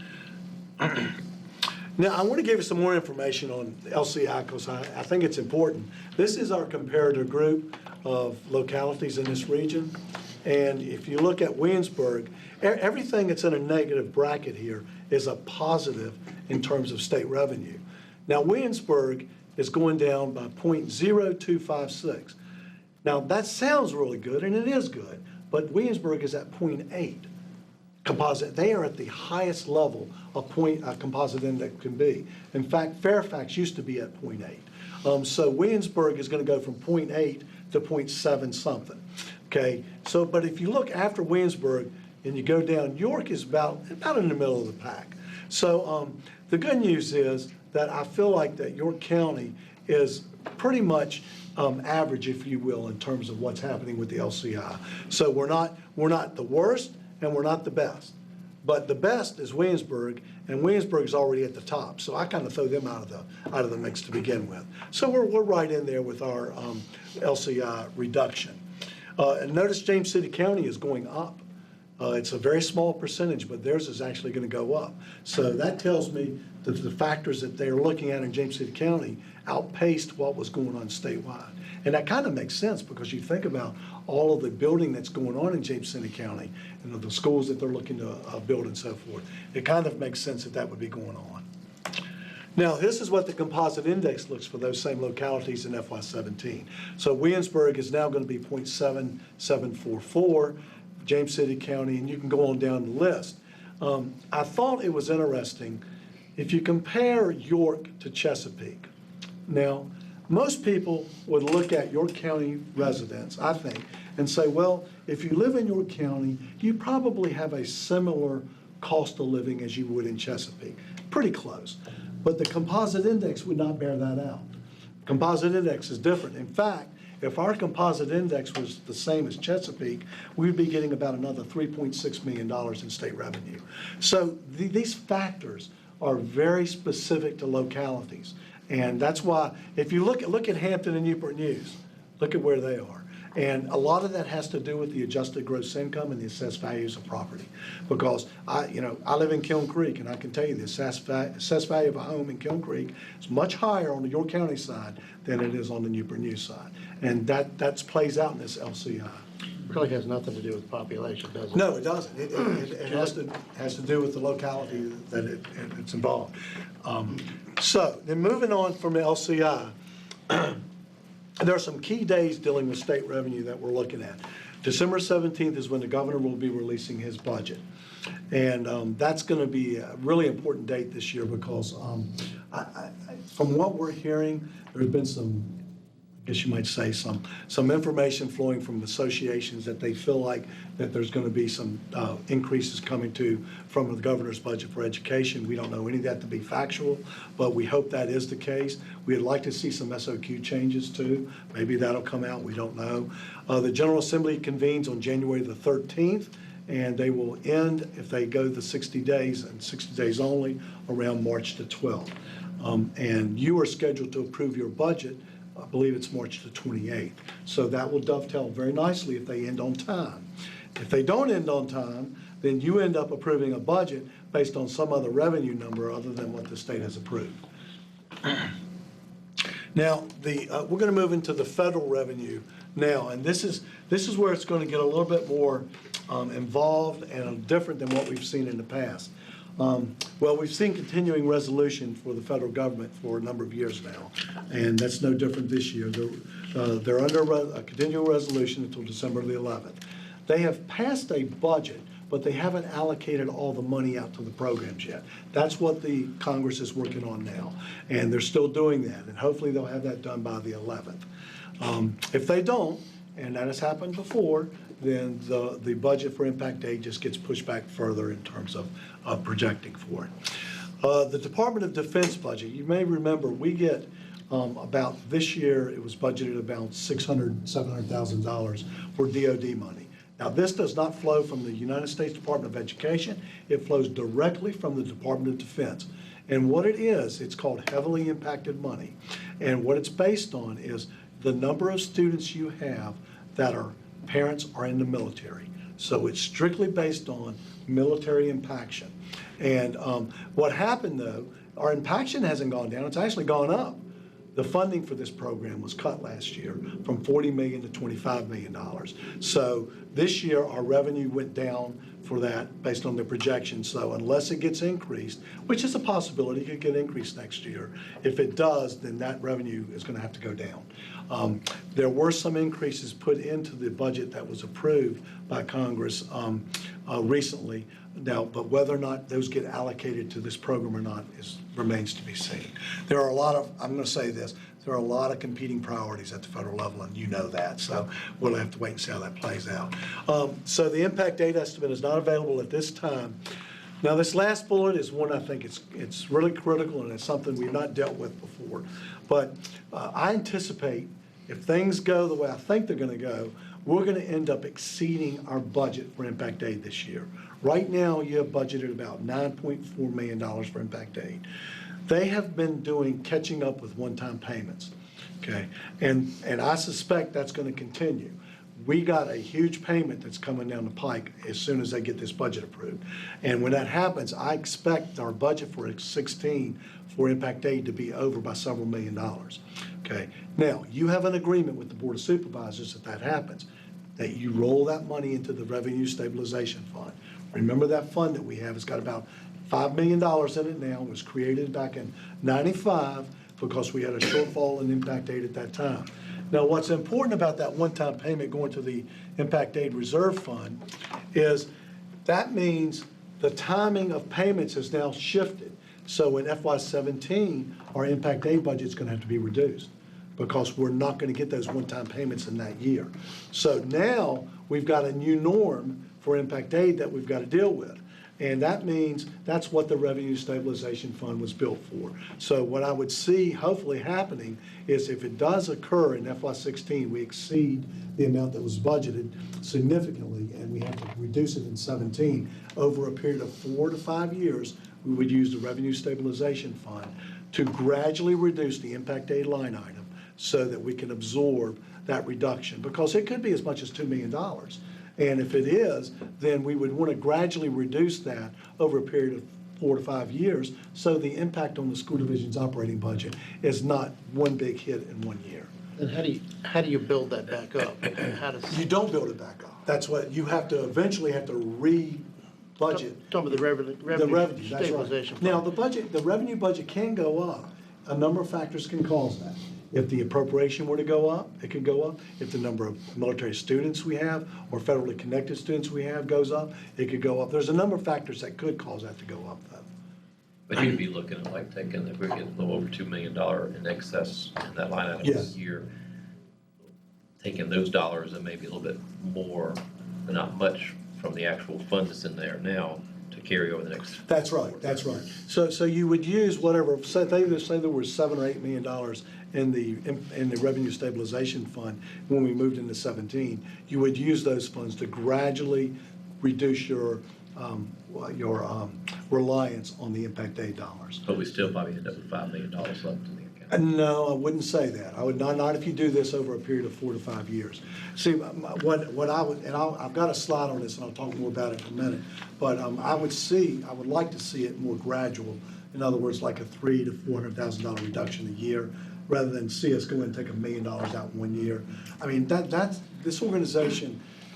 You know, we've been down that road, and but I do have to tell you, those Board of Supervisors have to approve whatever program we do with this. And so a lot of the fate of this would rely on their how they decide to look at Yeah, it. Mr. Terry, Yes, sir. what's been going on in Washington with Impact Aid? Would you say that there's been numerous attempts to try to whittle this down as much as they could? Well, there have been, but not just Impact Aid. I think a lot of programs have been reduced. In fact, Impact Aid has somewhat fared a little bit better than other programs because you may remember in FY13 sequestration took hold. That was the 1 year that sequestration actually did take hold. Impact Aid was not cut at the same level as other programs were. And you know, there's reasons for that. Impact Aid, it has bipartisan support, number one. Number two, it's about quality of life issues for military folks. And people respect that. And I think Congress respects that. And so it gets a lot of support. And so we've not had the same level of sequestration cuts as other organizations have. But we have seen an erosion of the monies because what's happened is costs are going up and Impact Aid has been level funded for like 5 years now. And so it's kind of like you're trying to do the same thing with the same dollars. And it's very difficult to do that. I think what I was kind of wondering is the cutbacks in military personnel. Yes. If we lose that, then that's all based on. Oh, yes, sir. If our enrollment were to drop for, like you were saying, say the military personnel were to start pulling out of this area, out of York County, oh yeah, we could have a significant change in the revenue projection at that point. No question about it. Yeah. Okay, now looking at this, let's see. I go into it can go down as much as $2 million in 17. But remember, in 16, it's going to go over that amount or more, okay? And then, of course, looking at the excess funds transferred to the Revenue Stabilization Fund, and then looking at the Revenue Stabilization Fund over a successive period of years to absorb that reduction. Then I just want to remind you, sequestration is a 10-year program. Congress did not approve sequestration this year, nor did the president. So we got a buy on that again.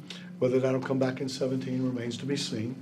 And under that program, all federal dollars get cut, including Title I.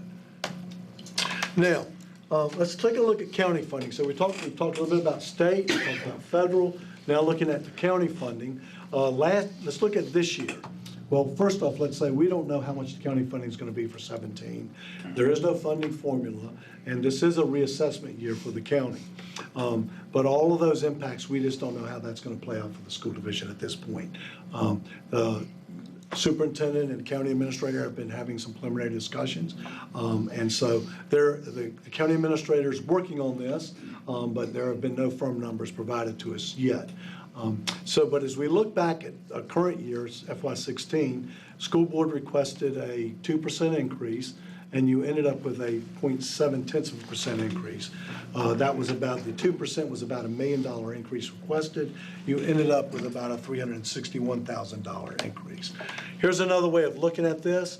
If you look at the county budget and you look at our operating budget and the debt service budget for all school facilities, you see the transfer to the school's operating budget. It went up by that 0.7%, which is $361,000.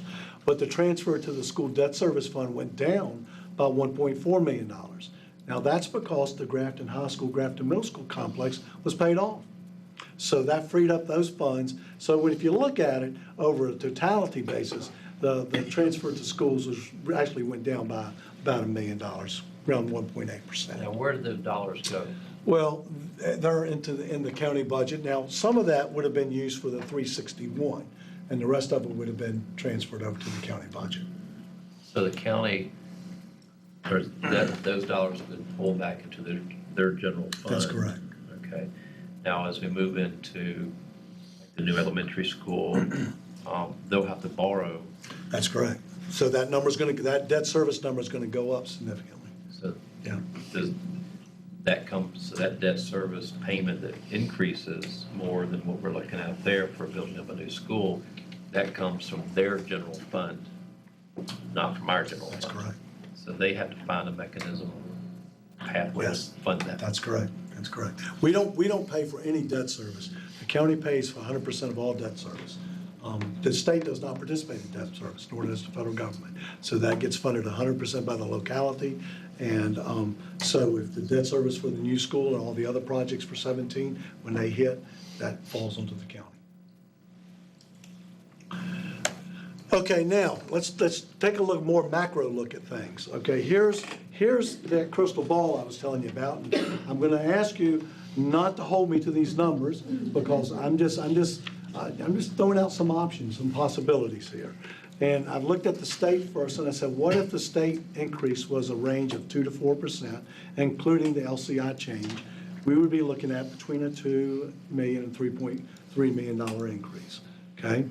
If impact aid were to go down between, and I use a range of 1.95 million to 0.95 million, okay? Then I looked at the DOD number, and I said, okay, that's looking to go down 184,000. Okay, now I'm assuming the Revenue Stabilization Fund is used to offset all but $300,000 of that reduction in impact aid, okay? That's why I say 1.65 to 0.65, okay? Now, question mark for the county. So you can see there's a lot of ifs in that whole scenario there. But, yeah. While this popped in my head, right, last year our county contribution was 61,000. That was the increase. That was the increase from the county. But there was a savings of 1.4 million in debt service. That's correct. That they pulled back from our portion of debt service.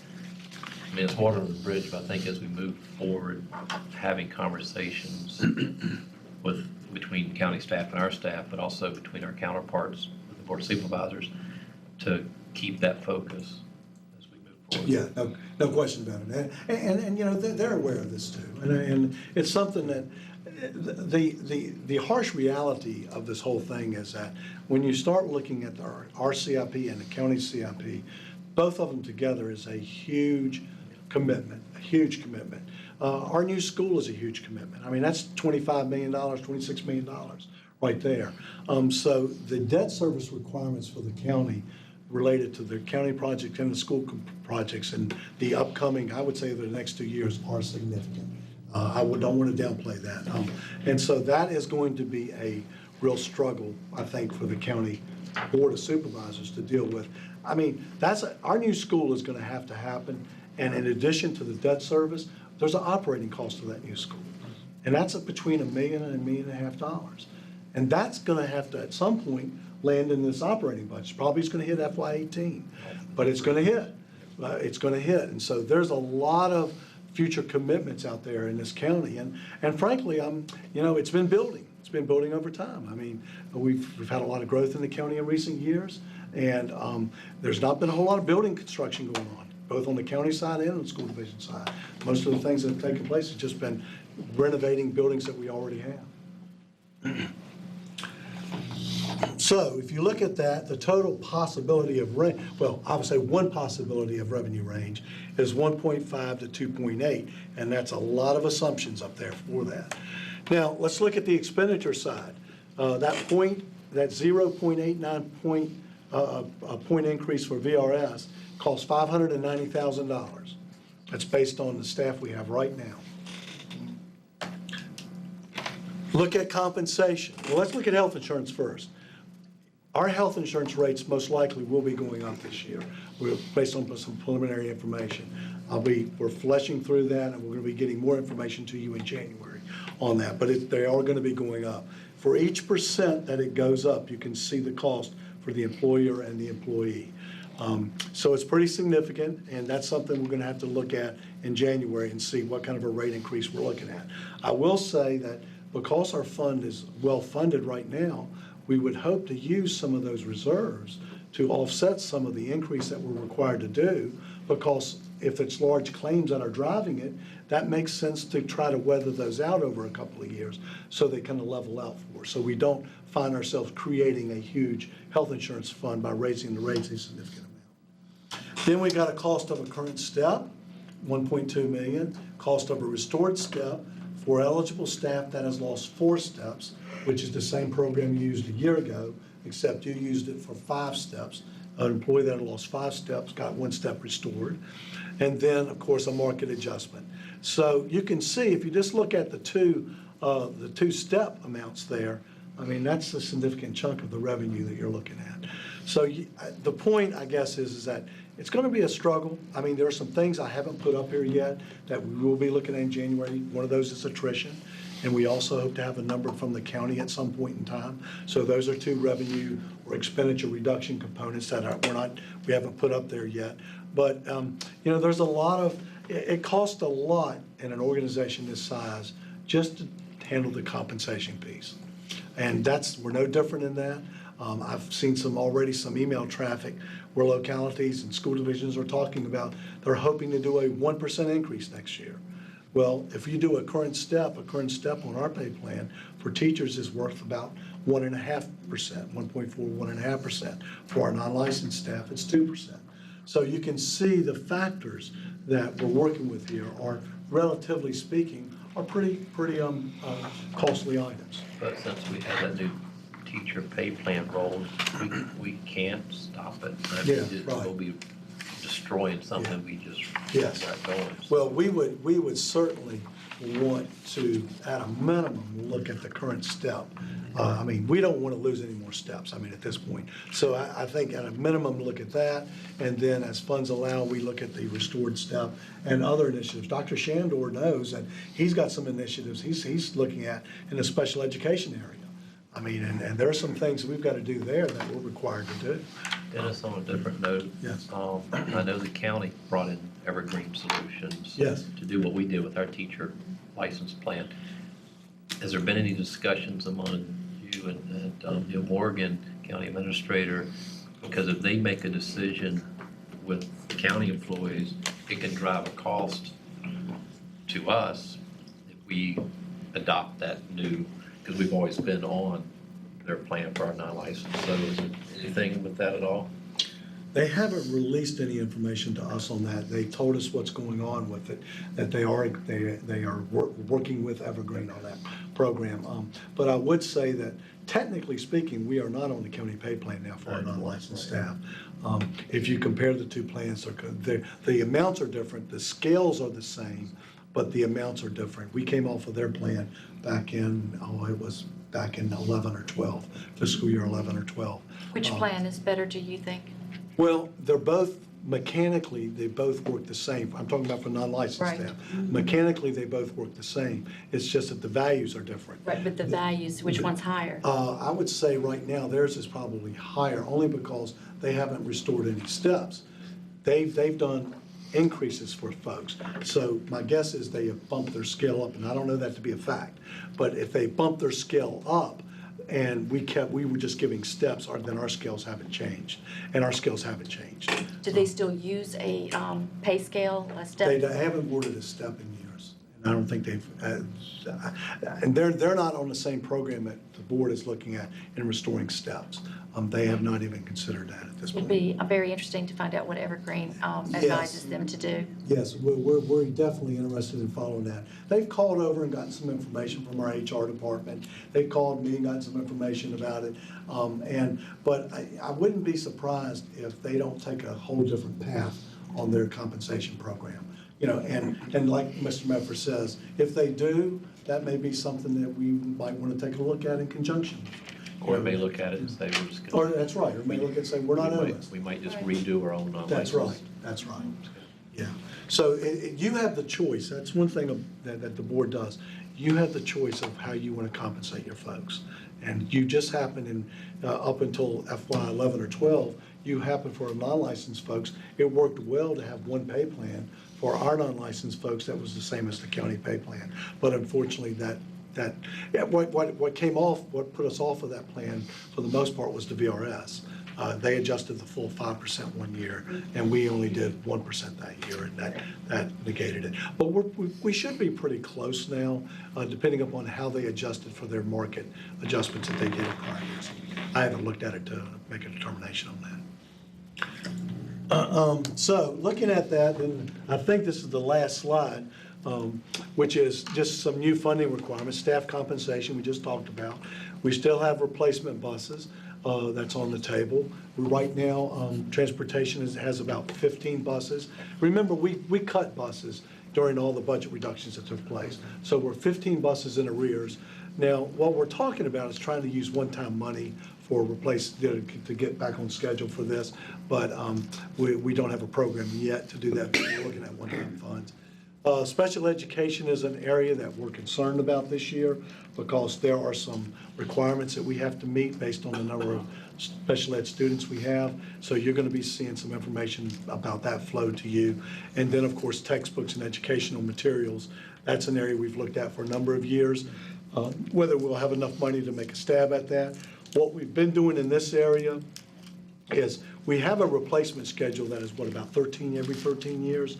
Dr. Guy, it's roughly every 13? Yes, and that's utilizing end-of-year funds Yes. to meet that 13-year schedule. So what we've been doing is at the end of the year, as we have attrition savings and those kinds of things, we've been buying textbooks and buses with it. And so that's how we've kind of limped along with this. And we would probably continue to do that if we have to, and go from there. So that pretty much is well, we have some key dates here. Key dates are January 11th, there'll be a work session, and we hope to roll out to you at that point the governor's proposed budget. We hope to have some additional health insurance information for you, and also any other information that we might have dealing with the federal government. And hopefully I'll be able to report to you at that time they've approved a budget, but we'll have to wait and see. Then on January 25th, you'll hold a public forum for the public to come in and provide any input that they would like to provide prior to development of the budget. And then on February 2nd, you have a joint meeting with the Board of Supervisors. That date came from their budget calendar. So those are the most current dates. When does the county administrator roll his proposed budget? He usually rolls it out in the February timeframe. And they are set to approve their budget in May, first week of May. So what that means is if everything goes right, the General Assembly approves their budget in March, you approve your budget in late March, you send it to the Board of Supervisors, they approve a budget then in early May time period, then you will have finalized your budget probably by the end of May, first part of June. You talked about there's no funding formula between us and the local government. Right. Do you see, with new faces on the Board of Supervisors and a new county administrator, do you see advantages to trying to establish a funding formula?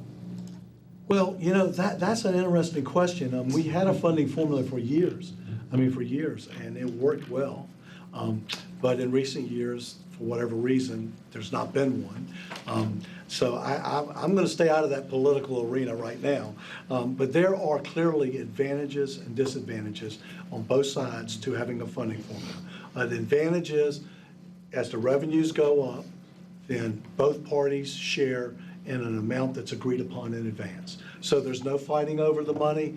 Everybody knows what you're going to get, and you build your budget accordingly.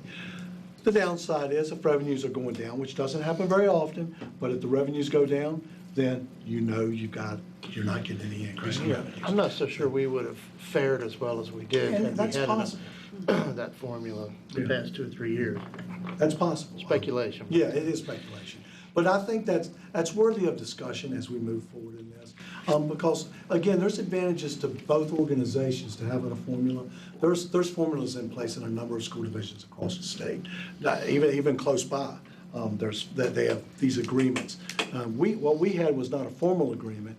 We had an understanding, and basically that understanding worked for a number of years. And it was helpful, I would say. But the economy was different. Things were a little bit different then in terms of, I guess you might say, predictable growth. And right now, things are not as predictable as they were back in those days. But I think in some respects, it would be an advantageous thing for both organizations, but I can understand any reticence that people might have, because there are some variables that can kick in when you do have that can be unpleasant to both sides. Thank you. Yeah. All right, any other questions of Dennis? I think we asked quite a few as we moved along. Paige? No, he just bought a truckload of information. Yes, sir. Yes, sir. I told you it was going to be like that. I'm just still trying to soak it all up, unload it. Anybody else? All right, well, next on our agenda, the last item is superintendent's remarks. So, Dr. Thank you, Mr. Shannon. Bedford. I just have 2 quick announcements. First is to update the community and staff members that we're in the process of scheduling a board retreat. We're going to take a deeper dive into the strategic plan. We're looking at dates at the end of January or mid-February. We'll continue to update the public and staff on our progress. So that was one thing. The second thing, as we're having discussions related to the new school, we're having a meeting tomorrow with the new elementary school site team, and I just wanted to publicly share who's on that team. So Dr. James, Mark Shearhart, myself, Neil Morgan, our county administrator, deputy county administrator Mark Carter, and the county attorney Jim Barnett. So we have a meeting tomorrow. So there's a lot of things happening there. We have Mr. Dolak, who has a meeting with modular folks at the county level tomorrow, and then we're meeting as well to review land options in the north. So just wanted to share those two items. That's all I have this evening.